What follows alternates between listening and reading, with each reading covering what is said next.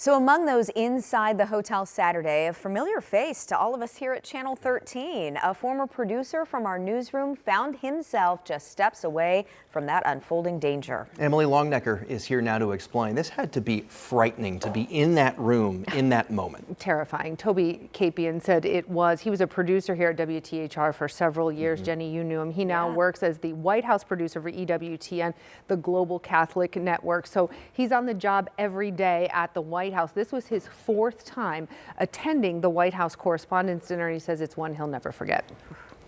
You know, what it's supposed to be, of course, is like a celebration of freedom of the press and First Amendment. It's just supposed to be a nice time. So former Channel 13 producer Toby Capion never expected he was hearing gunfire just outside the ballroom where he was attending the White House Correspondents Dinner Saturday night. I thought when the general reception ended and they, go around banging on those cymbals or those gongs saying, hey, folks, you need to move it along, go down into the ballroom. I thought maybe they were banging on those gongs again. I did not realize it was gunfire. A split second later, though, Capion says he started to see people dive under the tables.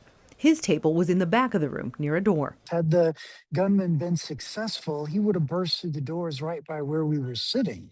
And in fact, we were so close to where it happened that one of the women who was in that hallway where it actually went down, she ran into the ballroom, dove under our table.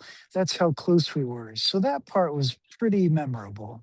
Capion says in the moment, he wasn't sure if anyone was injured. I heard the pop, pop, pop, pop, pop. I see the president getting drug away. I didn't know if he was injured or not. So just as an American citizen, I'm worried. Never mind politics.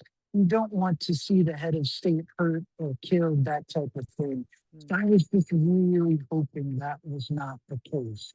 Capion remembers sitting in disbelief for several minutes afterwards. There was a lot of pandemonium in those moments afterwards. I think for us journalists left in the room, again, you're just trying to get your bearings and make sure everybody's okay. Capion says he plans to attend the dinner if it's rescheduled. He joins the calls right now for a lowering of temperatures, he says, when it comes to political rhetoric. There's so much hatred in politics right now beyond just the normal policy debates, right? It's just really become very personal. There's so much animus towards our elected leaders, and it bothers me, right? I see these people up close virtually every day. I've covered Trump, I've covered Biden. I don't want to see harm come to any of these folks.